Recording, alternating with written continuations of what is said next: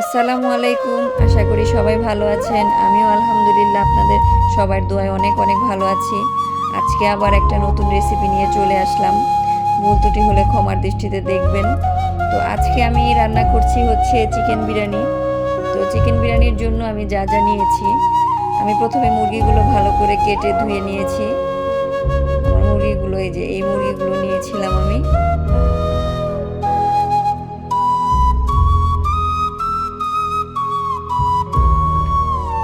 এখন আমি দিয়ে দিচ্ছি টক দই।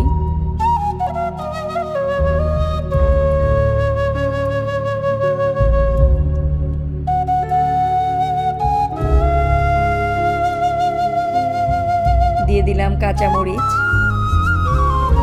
এখন দিয়ে দিলাম আদা রসুন পেস্ট। তারপর দিয়ে দিচ্ছি দারচিনি, এলাচি। সামান্য পরিমাণে চিনি দিয়ে দিলাম। চিনিটা দিলে খাবারের টেস্টটা বেড়ে যায় সেজন্য। এখন দিয়ে দিচ্ছি আমি প্রথমেই পেঁয়াজ আর বাদাম একসাথে মিক্স করে ব্লেন্ডার করে নিয়েছিলাম। আপনারা চাইলে পাটাতেও বেটে নিতে পারেন। আমি দিয়ে দিচ্ছি রাঁধুনি বিরিয়ানির মশলা।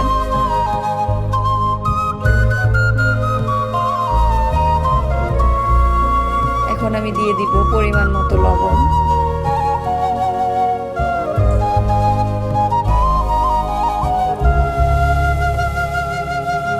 দিয়ে দিলাম ধনিয়া গুঁড়া। সামান্য পরিমাণের মরিচের গুঁড়া দিয়ে দিলাম। মরিচের গুঁড়াটা দিলে কালারটাও ভালো আসে আর ঝালটাও পারফেক্ট থাকে। দিয়ে দিচ্ছি পুষ্টির সয়াবিন তেল।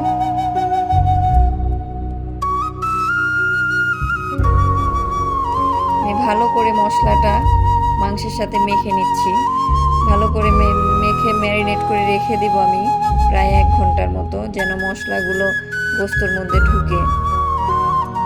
একটু ম্যারিনেট করে রেখে দিলে কি হয়, মানে ভালো লাগে, খাবারের স্বাদটা বেড়ে যায়, সেই জন্যই।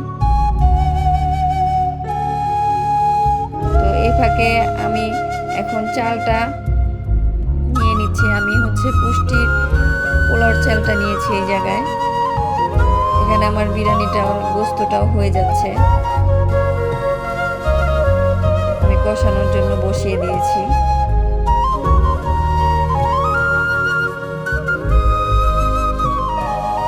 সাথে আমি দিয়ে দিলাম লিকুইড দুধ।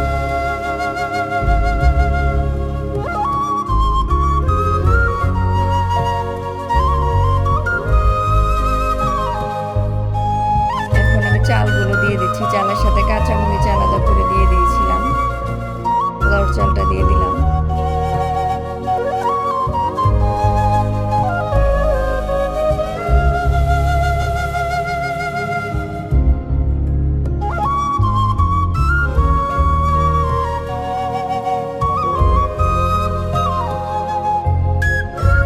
রান্না করতে করতে ভাবছিলাম যে আল্লাহ পাক আমাদের কত কিছু দিয়েছে, তাই না? আলহামদুলিল্লাহ, আল্লাহ পাকের নিয়ামতের শুকরিয়া আদায় করে শেষ করতে পারবো না।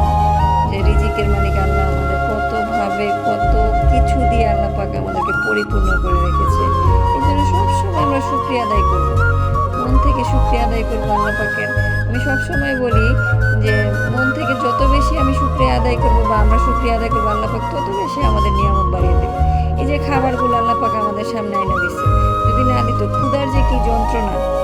আজকে এই যে আমার গোস্তটার চালটা কষানো হয়ে গিয়েছে। এখন আমি দমে বসিয়ে দেব।